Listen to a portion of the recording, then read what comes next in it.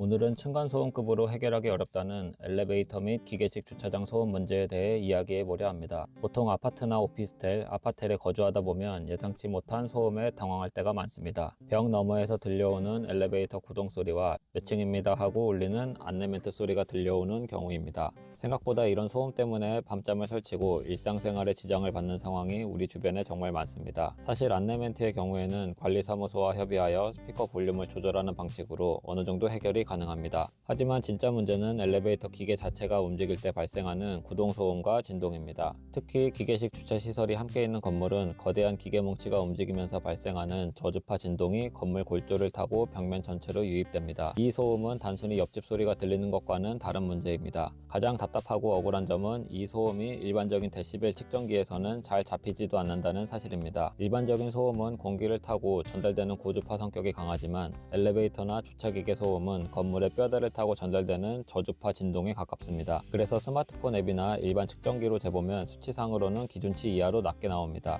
관리사무소나 건설사에서 수치상 문제가 없으니 도와줄 방법이 없다라고 말하는 이유가 바로 이 때문입니다. 하지만 거주자가 느끼는 고통은 수치 이상입니다. 이런 소음을 해결하기 위한 방음공사는 일반적인 인테리어 수준의 방음으로는 해결되지 않습니다. 소음의 에너지가 크기 때문에 훨씬 높은 수준의 고밀도 자재를 사용해야 하며 시공 범위도 더 넓습니다. 단순히 소음이 들리는 벽 한 면에만 자재를 붙이는 것은 큰 의미가 없습니다. 진동은 천장 슬래브를 타고 집 전체로 퍼지기 때문에 목공을 이용한 방음 공사가 진행되어야 합니다. 또한 방 구조에 붙박이장이 있는 경우라면 상황이 훨씬 더 까다로워집니다. 붙박이장을 철거하고 벽면을 직접 보강하거나 아니면 장 내부까지 완전히 밀폐하여 막아버리는 과정이 필요합니다. 이런 공정들이 추가되다 보니 자연스럽게 공사비 또한 만만치 않게 발생하게 됩니다. 엘리베이터 소음은 눈에 보이지도 않고 측정기로도 잘 나타나지 않습니다. 하지만 이는 명백한 구조적 문제이며 적절한 기술적 대응이 필요한 영역입니다. 오늘 설명해드린 내용이 소음 고민 해결의 실마리가 되었기를 바랍니다. 비용과 과정이 쉽지는 않겠지만 전문가와 상의하여 내 집의 구조에 맞는 최선의 방안을 찾으시길 권해드립니다.